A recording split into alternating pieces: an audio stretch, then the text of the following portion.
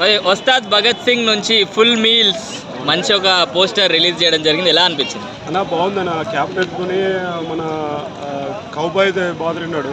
ఇంకొకటి ఒక స్టైల్లో చూస్తే కన్నా ఒక మైకిల్ జాక్సన్ ఒక డాన్సర్ మాదిరి ఉన్నాడు. సో ఉస్తాద్ భగత్ సింగ్ ఆ పోస్టర్ సూపర్గా ఉంది అన్న, ఎక్సలెంట్ అన్న.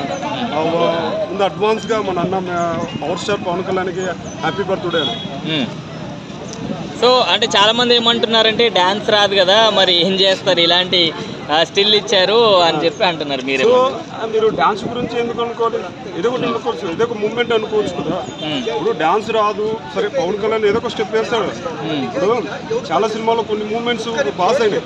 ఇప్పుడు గబ్బర్ సింగ్ లో కొన్ని సినిమాలో కానీ, అథారిటీకి దారిలో కానీ కొన్ని మూమెంట్స్ సూపర్ హిట్ అయినాయి.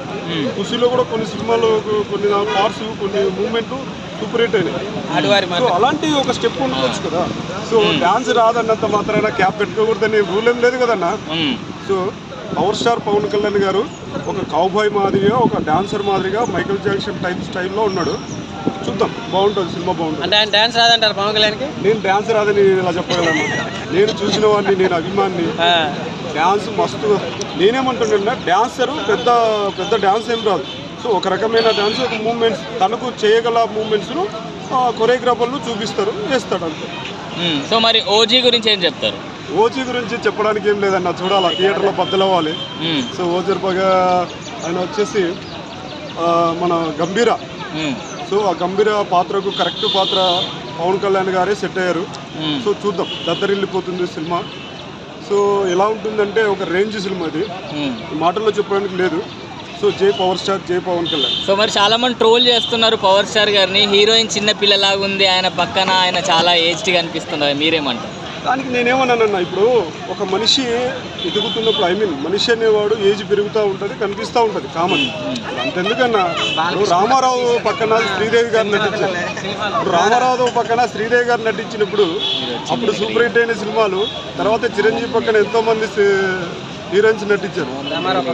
అంతెందుకండి, ఇప్పుడు బాలకృష్ణ పక్కన రాధికా ఆప్టే అని ఒకటి ఉన్నారు. తర్వాత సింహాలో కానీ, తర్వాత సింహ కాదు లెజెండ్ సినిమాలో రాధికా బాగుండు. శ్రీమన్నారాయణ కాదు, ఏ సినిమాలో సరే పెద్ద పెద్ద స్టార్లకు వాళ్ళు ఏజ్ కొంచెం కనిపిస్తుంది, కాదలేదు. హీరోయిన్ చిన్నపిల్లలాగా ఉండడం అనేది అది అసాధ్యం అసలు. ఇప్పుడు శ్రీలీల తీసుకుంటే ఎన్ని సినిమాలు, ఎంత పెద్ద పెద్ద హీరోలతో నటించలేదు. అంత మాత్రాన హీరోయిన్ చిన్న కనపడింది, సినిమాలు ఏమైనా వెళ్ళిపోయినాయి, కొన్ని హిట్ అయినాయి. సో దానికి నేనేమంటా అంటే, ఇక్కడ హీరోయిన్ కాదన్న, హీరో కావాలి మాకు. జై పవర్ స్టార్, జై ఓజీ.